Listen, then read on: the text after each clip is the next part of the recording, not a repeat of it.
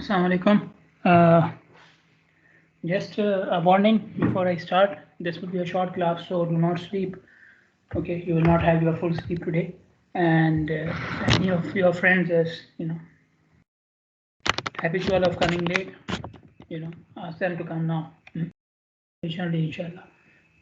Okay, so we were doing specialized counting studies, and last time what we did was origin destination counts, and in that we were trying to find out the trips which are going from one zone to another zone, and then we did a field study, and then we calibrated the whole matrix using the field study. Today we'll start with another specialized counting study, which is a Cordon count. Okay, or it is also known as a accumulation count. Okay, Cordon count and accumulation count. The word cordon means a boundary. Cordon means a boundary. So you see when there's an accident, they see the cordon of the area. When there's a fire or something, the cordon of the area, that means they establish a boundary around the area. For a cordon count, our boundary is imaginary. Why? Because obviously it's a network of highways. You cannot put a boundary around it, right? It's not a fort or a palace where you can enclose it. Okay, so it's a imaginary boundary which you will establish on the map, and anybody who is crossing that boundary is your person of interest. Okay, so you are trying to find out how many people are going inside and coming outside the area. Okay, basically crossing the boundary. What is your aim why you are doing this? Because first of all, cordon counts are usually done for CBD or CBD areas or major activity centers. CBD and major activity centers, we have discussed this term earlier. CBD means Central Business District, and activity center is basically a traffic generator, a facility which attracts a lot of traffic. For example, an airport, a shopping plaza, or something like that. So you do a cordon count for these areas. Okay, and what is the point? That we can plan for these areas. Okay, we want to know how many vehicles are present or accumulated inside the area, so that we can plan the capacity of the streets and the parking facilities according to that. Okay, the parking facilities and the streets in the whole area should be planned so that the number of vehicles which are accumulated inside the area can be easily contained, can be easily served. Okay, by the streets and the parking facilities. Okay, so this is the main aim. Now, as I said, you are establishing an imaginary boundary around the area, so there are some points you have to keep in mind.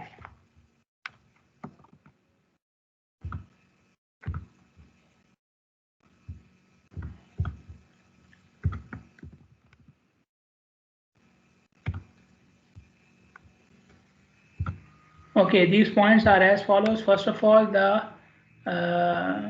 extent of the area. The extent of the area. So the area should not be so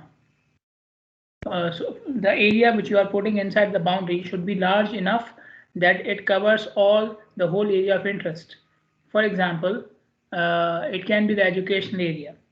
Okay, so educational area is comprising of so many schools and institutes and university as well. So the boundary should not be around one campus or one big school or something like that. It should be around the whole area, so that all the schools and institutes and university campus is inside the boundary. Okay, so the cordon of the boundary should be large enough to cover all the activities which which are generating traffic in that area. Okay, so that and the second point is, and after the second point I will tell you the reason for it. Okay, for the first point, let me tell you the reason one by one. So why we want the area to be large enough? Because the traffic and parking demand for that area is because of all those facilities combined. Okay, and we want to do the planning for the whole area. Okay, so if you establish a boundary which is not covering all the facilities of that area, all the traffic generators of that area, then your planning will not be comprehensive. Okay, it will be inaccurate, right? Because you are planning for something which was not inside your boundary. Okay, similarly, do not make your boundary so large that it is covering other land uses as well. the area within the cordon should have a uniform land use. Okay, so again, taking the example of the educational area, I'm taking this example because there are a lot of traffic generators in this area, right? So whenever, inshallah, hopefully soon, the online on-campus education starts, you will see the full-fledged traffic demand in the area, and that's quite a lot. So the if you are planning for education area and you are putting a boundary around the area, then that boundary should not extend up to, let's say, Zayed Town or Isa Town or something like that. You know, the Isa Town commercial area, you know, the streets behind the education area, it should not cover that. Okay, because then the parking and the traffic demand will not be for a specific purpose. Then the planning will be more complicated. We don't want to complicate our lives by including so many different aspects into it. We want to focus on one aspect. Okay, this is the area and this is the main activity in the area, and we want to cover this activity. So the planning should be so comprehensive to cover all the relevant activities in that area, but it should not be so wide that you start covering everything. Okay, you cannot cover everything. Okay, so we have to be focused, okay, on a specific activity, and the cordon should have mainly that activity inside it. Okay, so these 2 points are basically to facilitate the planning. Okay, then there are some the points related to where our boundary should cross the highways. First of all, make sure the cordon or the boundary is crossing the streets and highways at mid blocks. Mid blocks meaning in the middle of the segments.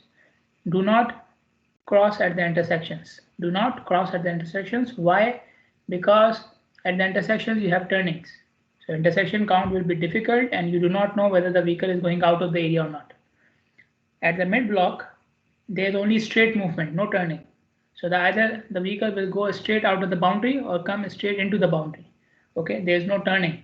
Okay, so you are sure that this vehicle went out or came in. Okay, so again the counting will be easy.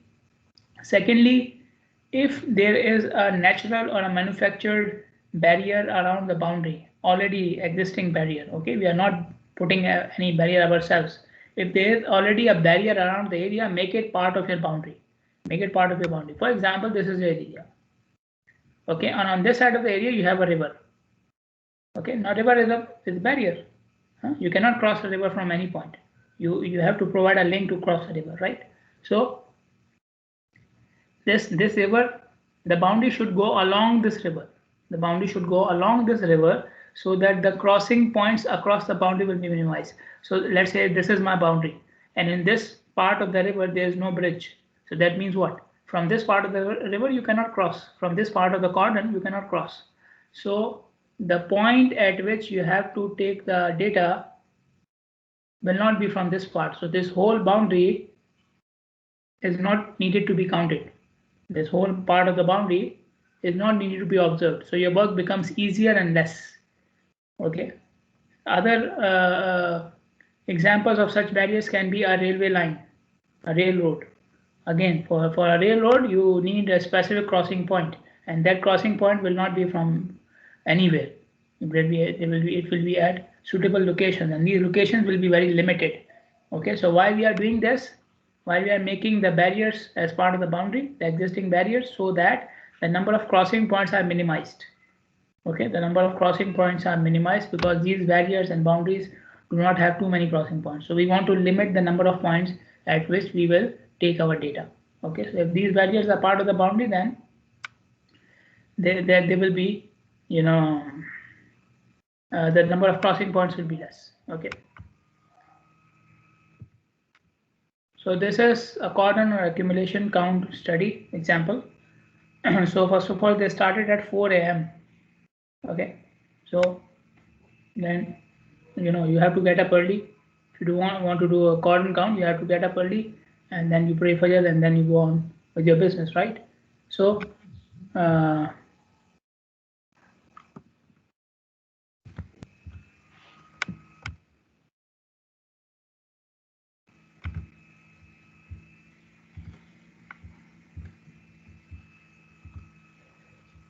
okay, so you start at 4 a.m. Why early, so early in the morning? Because we want to start before the activities in that area starts. Because before the activities in that area start, we want to start before that. Okay, why? You can see it from the first count. The first count, no entering vehicles, no leaving vehicles.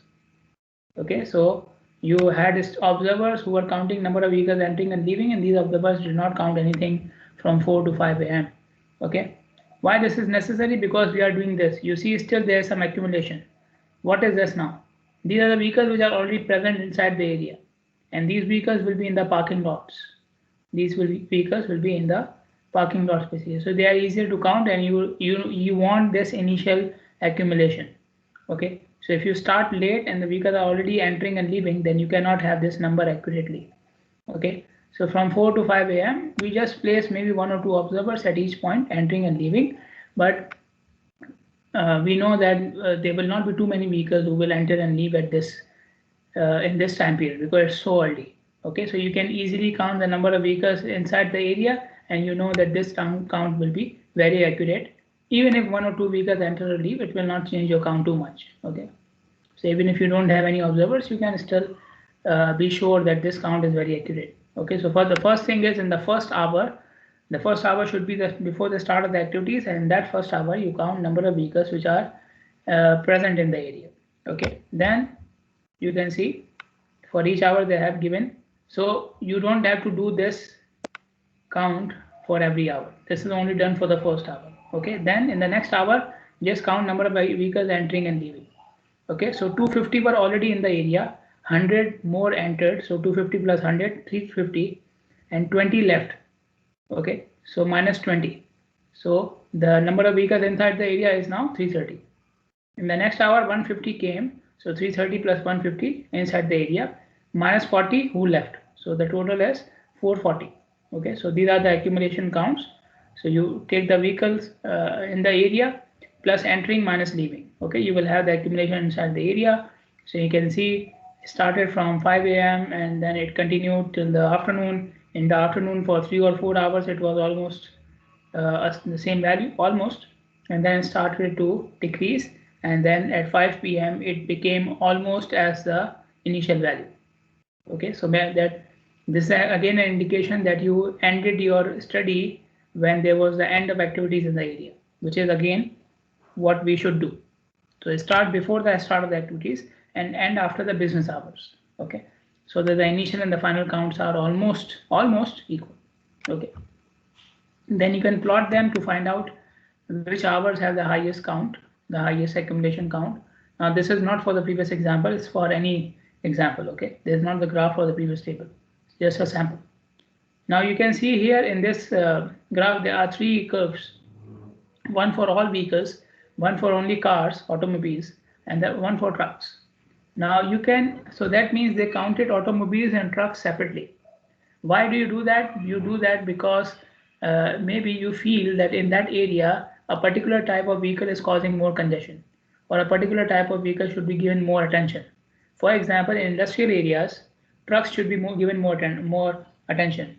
Okay, because trucks are the main cause of congestion there, and they are very important for the industrial areas. Okay, similarly, in our case, education area, uh, we have buses, right? We have buses, so buses can be our point of our main target.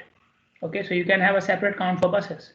Okay, because you must have seen that whenever the buses are coming inside the area, they take a lot of space, they take a lot of time in turning, and you have to wait for them when they are coming out of the school, going into the school. So they can be the major cause of congestion in the education area. So you may have a separate count for cars and buses in this case.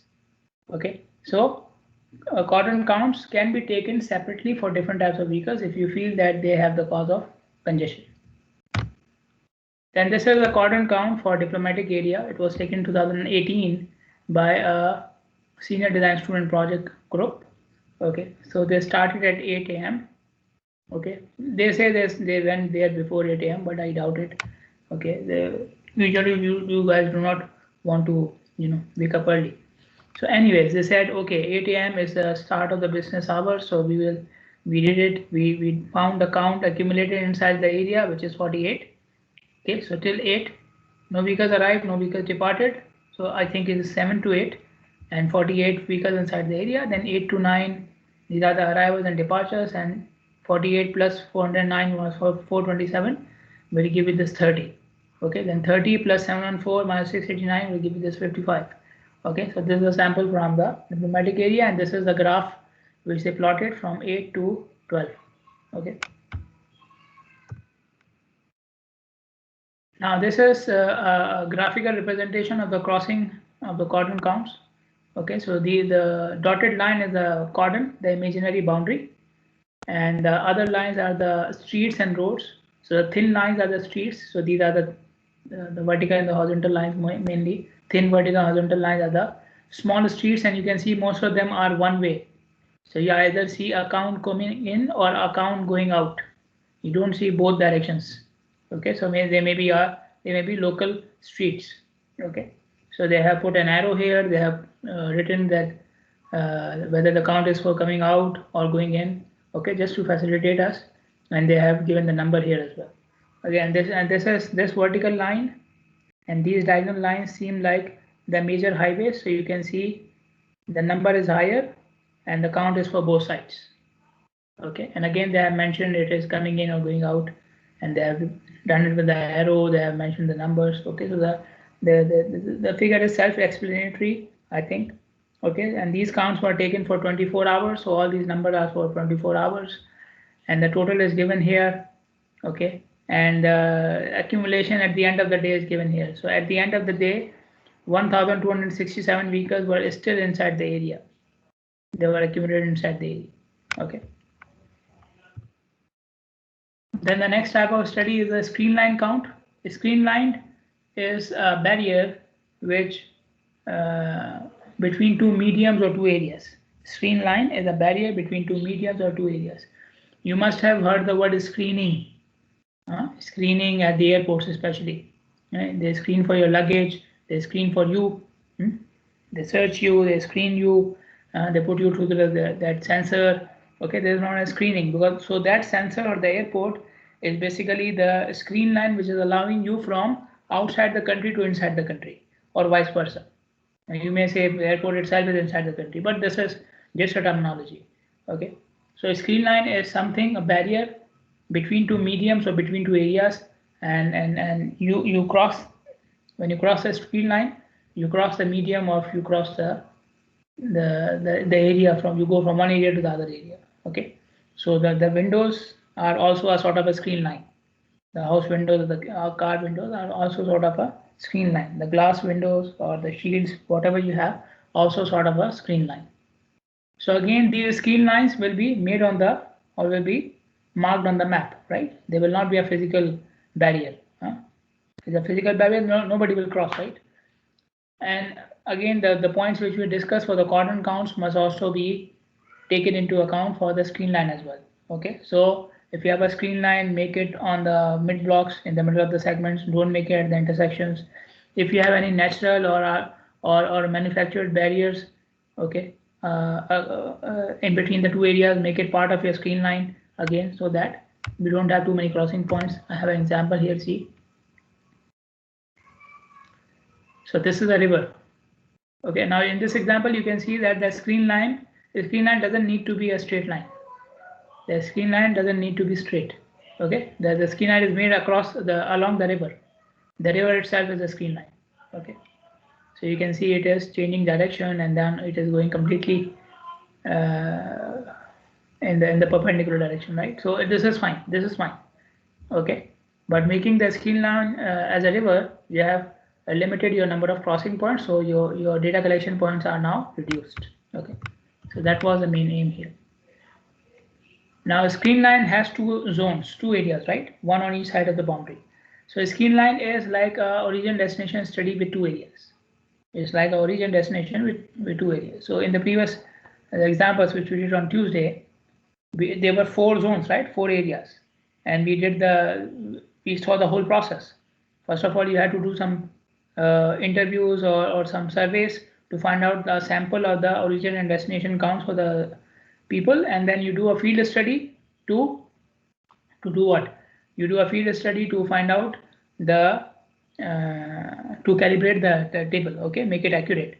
Same process will be repeated for a screen line count as well. The only difference will be you will not have 3, 4, or 5 areas. You will only have 2. So your matrix will be 2 by 2. Easier, right? It will be easier. Okay. So screen line counts or screen line studies are done just as you do origin destination studies, but the difference is that you are doing it for a matrix of or a zone of two zones. Okay. So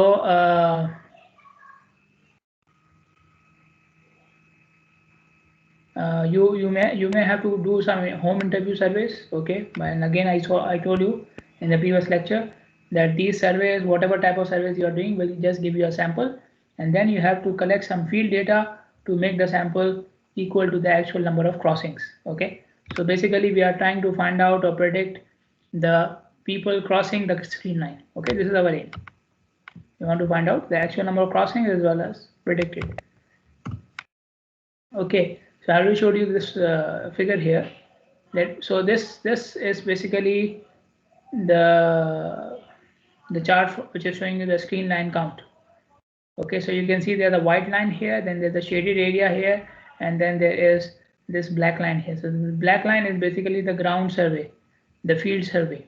Okay, the people who are crossing. Okay, this black line. Okay, this is the field survey. The people we have. Okay, now what is this white line? This is the external crossings. External crossing. External crossing means what? Somebody came from an area which is not on either side of the screen line. So he came from a third zone, but he wanted to go through this area. So for example, he was here and he wanted to go to this area. Okay, so in order to go to this area, he had to cross the screen line, but he is not coming from here. So his trip will be under external crossings. External crossings. Okay, so external crossings and internal crossings are counted separately. Okay, and then this shaded area is internal plus external. Internal plus external coming from the survey. Okay, so we have this line which is for the external crossing, and you can see it is very low.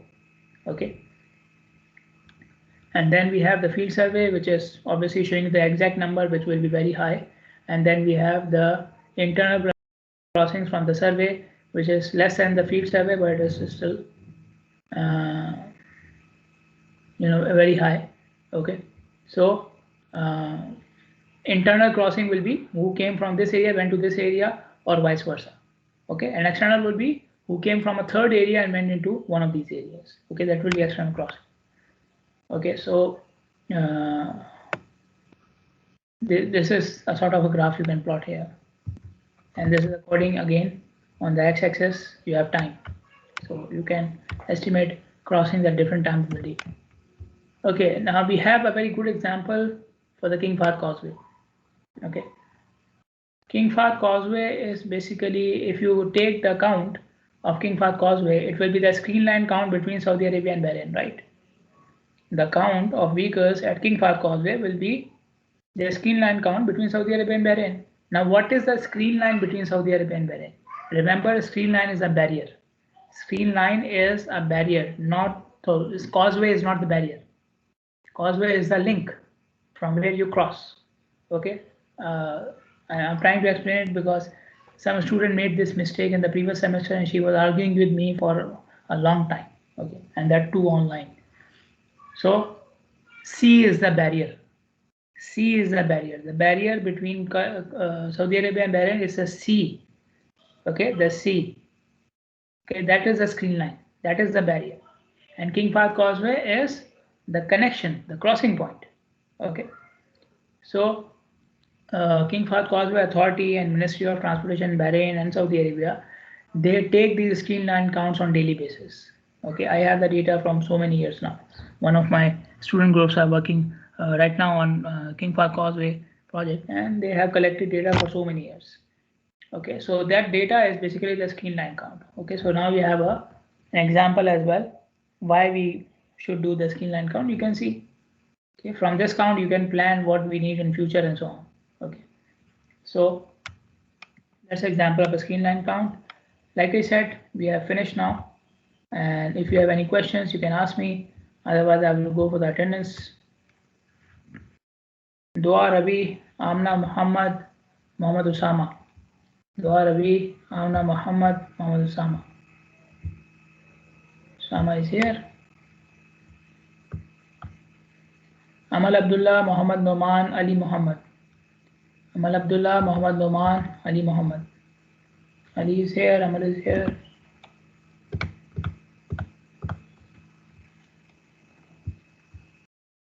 Hakima Ali, Zahra Sayyed. Yeah.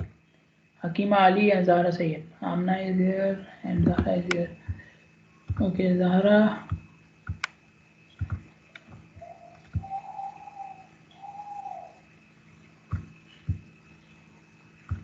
Abdul Rahman Ibrahim, Nujur Salah, Nadine Hussam. Abdul Rahman Ibrahim, Nadine Hussam, Nujur Salah.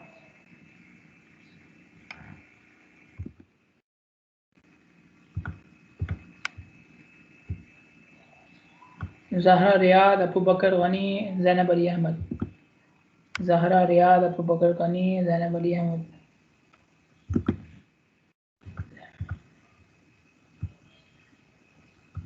Maryam Abdul Amir, Majd Bashar, Asil Hassan.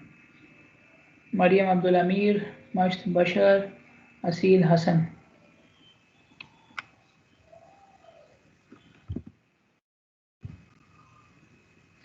Ali Mustafa, Hamad Khalid. Ali Mustafa and Hamad Khalid.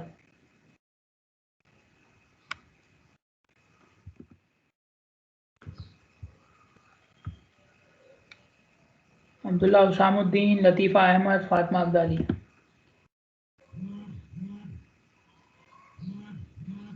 Latifa Ahmad,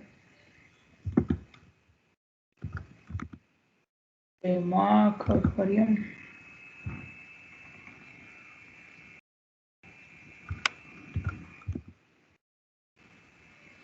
Okay. Fatma Abdali, Zainab Abdali, Zainab Abdulal. Fatma Abdali, Zainab Abdali, Maryam Abdullah. No, sorry, Zainab Abdullah.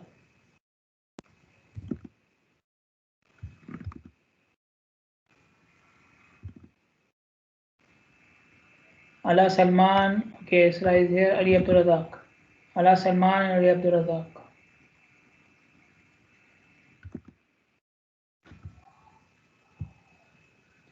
Elizabeth Ann, Ali Makki, Ibrahim Muhammad.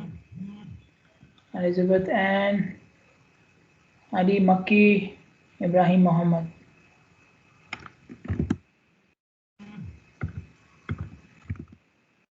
Okay, anyone from this section left? Anyone from this section?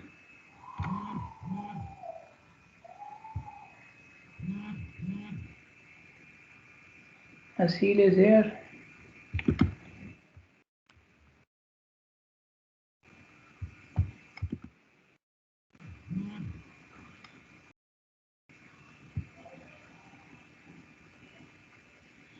Hakima is here.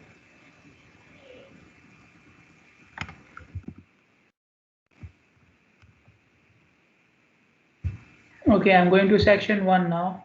Section 1.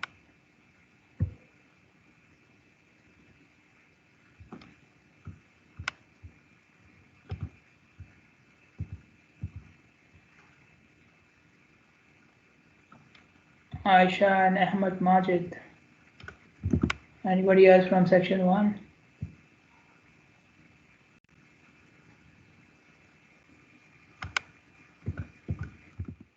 Aisha and Ahmad Majid, done. Anybody else from section 1? Sarah, okay.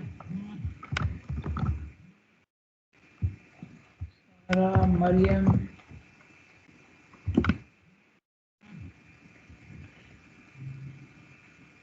Mishal, Dana Isa, Dana Yasir, okay.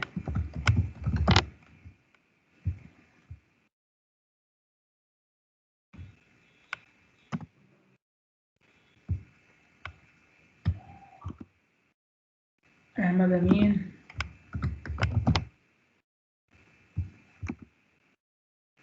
Okay. Okay, who else from section 1?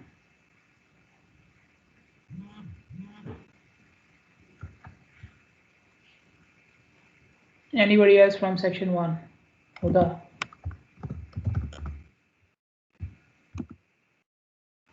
Anybody else from section 1?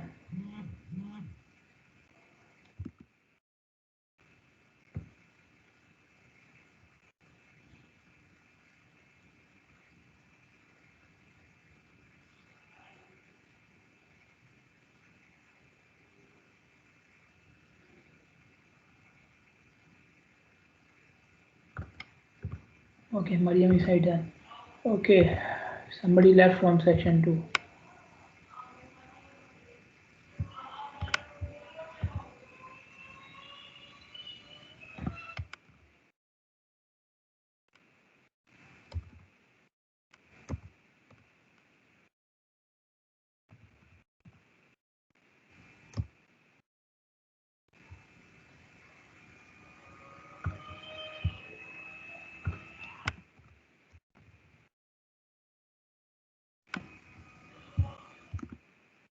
Okay, Zainab done? Everybody done? Okay, see you guys on Sunday. Have a nice weekend. Assalamu alaikum.